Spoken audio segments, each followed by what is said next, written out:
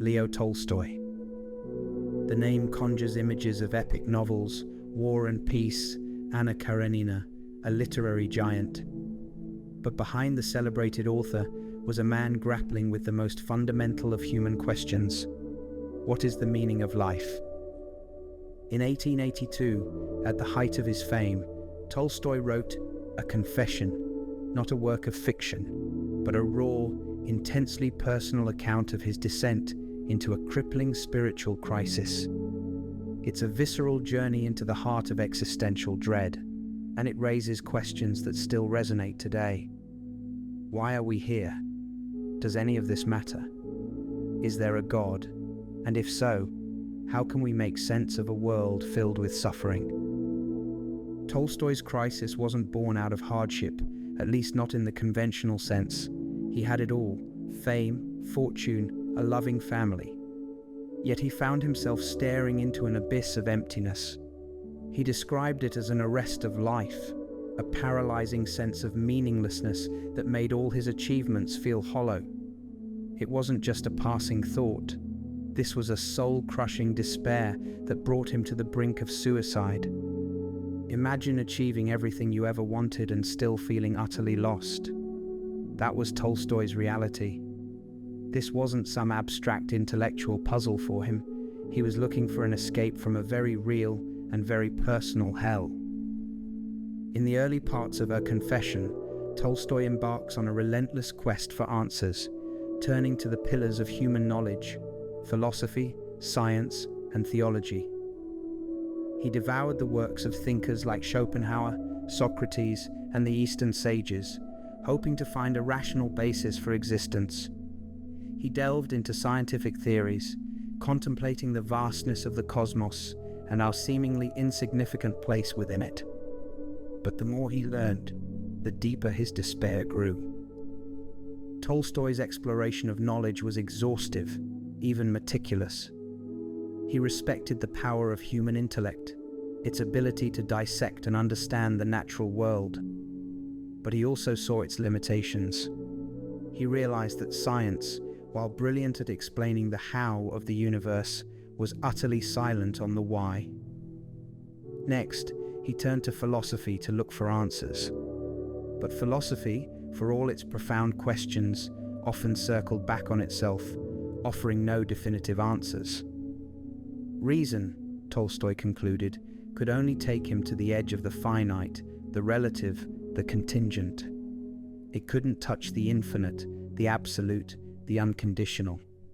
And that's where the answers to life's meaning resided, if they existed at all. This realization was a turning point. Tolstoy, having exhausted the path of reason, made a crucial observation.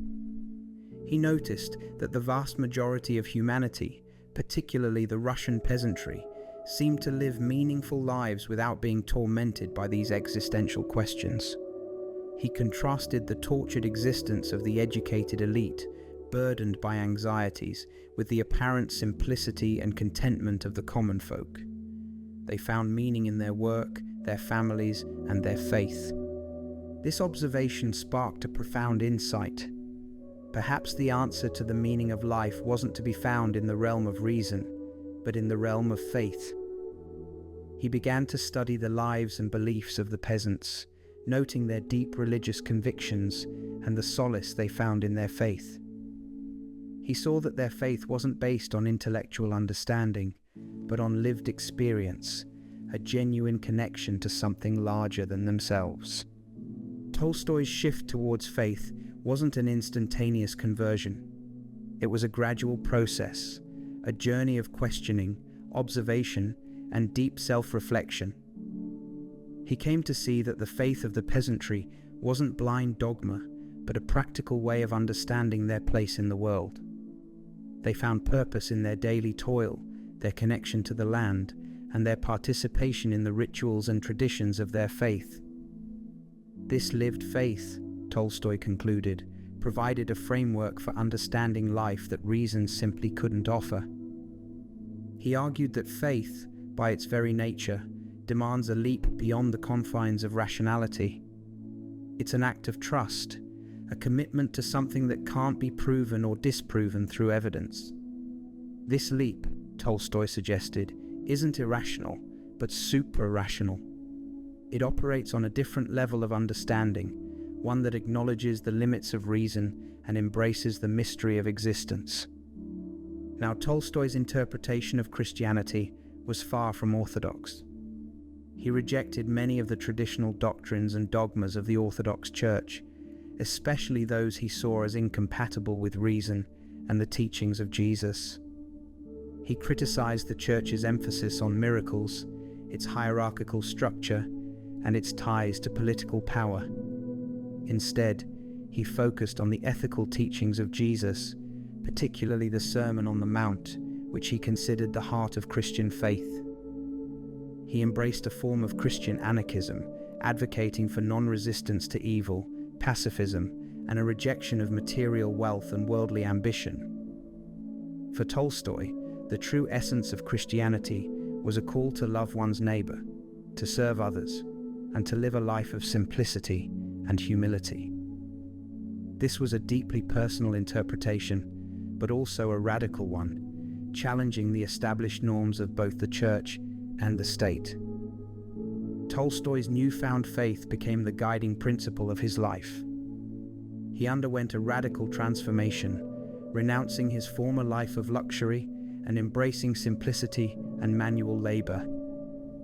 He became a vocal advocate for social justice, denouncing war, poverty, and oppression. His later writings took on a distinctly moral and spiritual tone, reflecting his commitment to living out his faith in practical ways. But Tolstoy's journey wasn't a neat, tidy resolution. He continued to grapple with doubts and uncertainties, recognizing that faith isn't a static state, but an ongoing process of struggle and growth. He acknowledged the difficulty of reconciling his intellectual understanding with his newfound faith, and he remained aware of the potential for self-deception. A confession doesn't end with a triumphant declaration of faith. It concludes with a humble acknowledgement of the ongoing nature of the spiritual journey. Tolstoy realized that the search for meaning is a lifelong process, one that requires constant self-examination, a willingness to question one's beliefs, and a commitment to living a life consistent with one's deepest values. Now, while Tolstoy's conclusion in A Confession is powerful and deeply personal, it leaves me with a deep sense of dissatisfaction. My critique centers on what I see as a fundamental contradiction in his journey, and frankly, a betrayal of the very intellectual rigor that defined his earlier exploration. Tolstoy begins by dismantling the capacity of human reason to provide a satisfying answer to the question of life's meaning. He searches for answers in philosophy, science, and established theology, only to conclude that they all fall short. Reason, he argues, can only take us so far. It can illuminate the mechanics of the universe, but it remains impotent in the face of the fundamental why of our existence. This realization, in itself, is a product of his rigorous intellectual pursuit. However, having reached this point of rational impasse, Tolstoy makes a perplexing turn. He observes the seeming contentment of the Russian peasantry who derive meaning from their faith, a faith grounded not in intellectual understanding, but in lived experience and tradition. He then concludes that the answer must lie in this realm of faith, a realm that transcends the limitations of reason. And this is where my critique takes root. Tolstoy, having acknowledged the inadequacy of human rationality, then proceeds to utilize that very same rationality to justify his leap into faith. He uses his intellect to determine that he must embrace a way of life that is, by his own assessment, beyond the grasp of intellect. He essentially employs reason to conclude that reason is insufficient, and therefore he must force himself to adopt a belief system that requires the suspension of critical thought. To me, this feels like an intellectual betrayal. It appears as though Tolstoy, overwhelmed by the existential dread he so vividly describes, chooses to deliberately dumb himself down. he decides to align himself with the unwitting, the very group his intellectual journey had previously set him apart from.